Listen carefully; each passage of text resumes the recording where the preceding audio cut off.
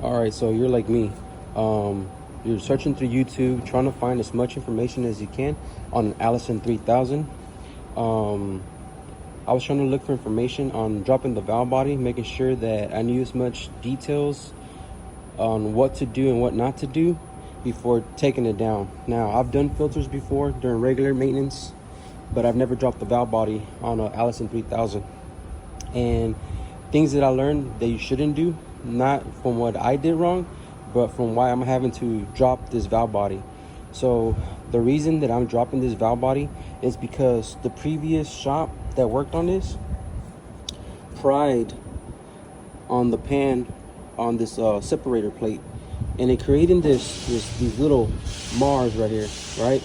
So I was like, okay, no big deal. I'll replace the gasket. I slap it back on, and it still leaks. Now my leaking section was about right here. I was having a class 3 leak, and it was dripping and coming through here. And you can see where the previous, technician, mechanic, whatever, pried on it. He has a couple pry marks. So let me tell you one thing. Whenever you pull this valve body, don't pry on this damn thing, because you might find yourself in a situation where now you're having to drop this, whether it's for you or for a customer, and you've damaged the separator plate.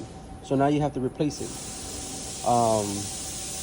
This transmission, or this belly pan, what it's called, it's got jacking bolts.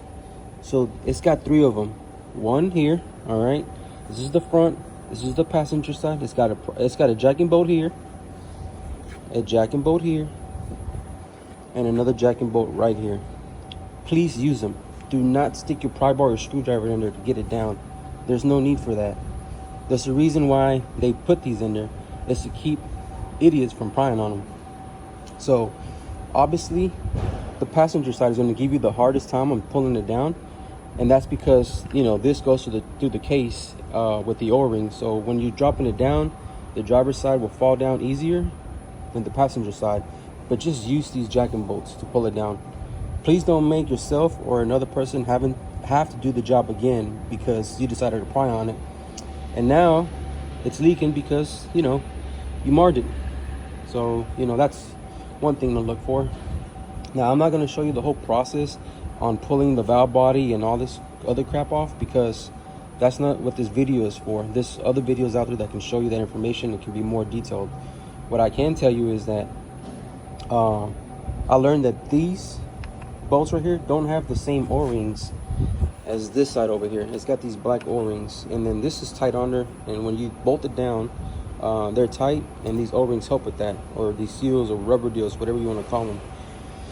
This side doesn't have them, and I think the reason is because once you're bolting it through the case and it's going up into the transmission housing, it's so it can have a little bit of play, so as it's going in there, it has room to wiggle, and it doesn't crack it or break it if it was on there tight. So if you're like me, you're like, hey man, they're missing some isolators, some rubber, some bushings, whatever you want to call them.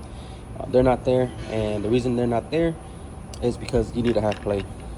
Now, while we're on the topic of these bolts right here, and all the bolts for the valve body and all these up here inside of the casing, they're torqued to 110 inch-pounds, not foot-pounds. All right, 110 inch-pounds. Now the valve body itself, they're like your filter housing bolts. They're both between 38 to 45 foot-pounds. Okay, so I like to split them in the middle, and I'll do like 42, 43, depending how I'm feeling that day. And then obviously your drain bolt is anywhere from 18 to 24 foot-pounds. So don't be like whoever put this on previously. I think they put that drain bolt to like 45 or 50. I don't know what torque wrench they're using, but they over torqued it, that's for sure. Luckily they didn't strip it. But I'm not gonna ooh and ah you on removing this, because you can find something better, another video that can show you that.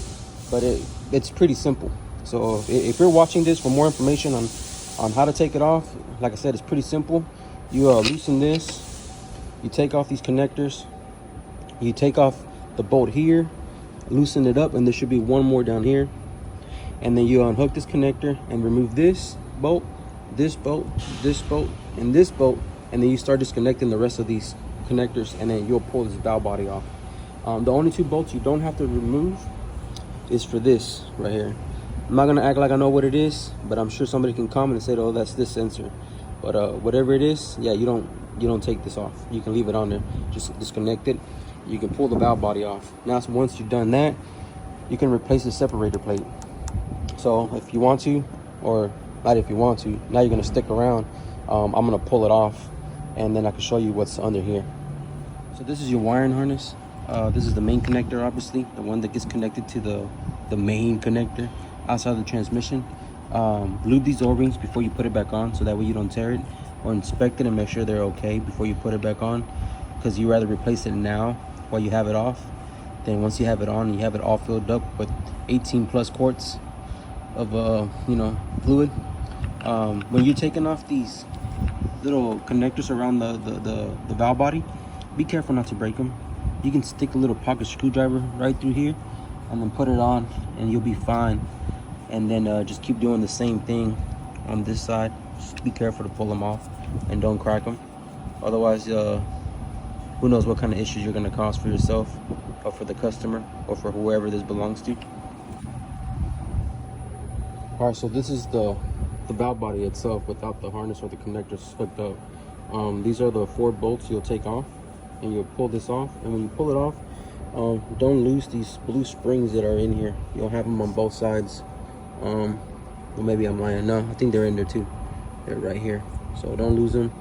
And whenever you pull it off, put these to the side like I am. Find something where you can sit it on that's clean, and then move the valve body and transfer it over to whether your workbench or somewhere out of the way, or wherever you're going to service it. But like I said, be careful with those blue springs, or you may have a fun time later on trying to find them, or locate them from a parts store. So another quick tip, I like to take the valve body off first, and then I'll take this part off last. Now when I go back on with it, I'm going to put this on first and then the valve body on second, just because it makes it easier to take it on and put it back on when you do it last and then first. So just a quick tip. All right, so separator plate is removed on the ground. I'm not going to reuse that one. I'm putting on a new one. And one thing to do that's very important is make sure you blow out the hose that are threaded for the ATF fluid. So use your air gun or whatever you want to use, or use your mouth, blow it if you're a good blower. And then for the rest of this fluid, I like to suck it out. I just use a little shot back, and then I'll take this off. It'll make it easier and less messy. Or you can just flip it over and get it all out. But I like to do this because it won't let your gasket get wet and all messy. So just another tip. All right, I already prepped the belly pan, the casing. I sucked out as much of the fluid as I could with that Mighty Vac, and then I blew out all the threaded hose on the belly pan, so that way when I put on the bolts again, it doesn't crack the housing or strip it or create some sort of fun time later on. So now time to put the lower gasket on and the separator plate. All right, so new separator plate is on. It's not all scuffed up from over cleaning it. I mean, ain't nothing wrong with that, but you just never know if too much is too much, you know what I mean? So that's the old one. Here are the part numbers. This is for the separator plate. This is for the lower gasket underneath the separator plate, and then this is a top gasket of the separator plate. So hopefully those part numbers are helpful for you. If not, I'm sorry. All right, so this is the last checkpoint, your last reminder. Remember to put this one on first, and the torque specs for these bolts is 110 inch-pounds. Last reminder. Now next time you see this, it'll be all the symbol. Bonus reminder, verify that the blue springs are still in there and that you didn't drop them when you removed the valve body. So bonus reminder, make sure they're there. All right, so my valve body, belly pan, and gaskets and separator plate is all installed. And that's pretty much all there is to it. Hopefully you found this video a little bit comforting, useful for you about to tackle an Allison 3000 transmission. and you want to replace the gasket, separator plate, or just kind of see another video of what goes on in here, you know, just once you go back on, make sure everything is plugged in. You know, it's only a few connectors. Okay, I'm trying to put my finger on all of them, and that's pretty much it. And make sure you plug this in properly, otherwise you'll get a code of P097A. Ask me how I know. So I will attach the torque specs on the filter housing bolts, hopefully a picture somewhere right here, and the same torque specs for the filter housing bolts. It's the same torque spec for the, you know, for the belly pan. All right, so my transmission is put back together. I torqued all my bolts personally to 43 foot-pounds. The recommendation is between 30 and 45, but I like to choose 43. I torqued my drain bolt to 23, only because it's the MJ number. Nothing special, but it's, like I said, it's between 18 to 24. The only bolts you don't have to remove when dropping the belly pan to get to the valve body separator plate gaskets is these right here. Those are the only ones you don't remove. You just remove the bolts with the flange heads and then and the filter covers to get to remove it down.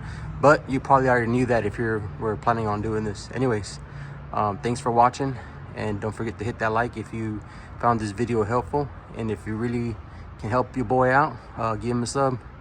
Peace.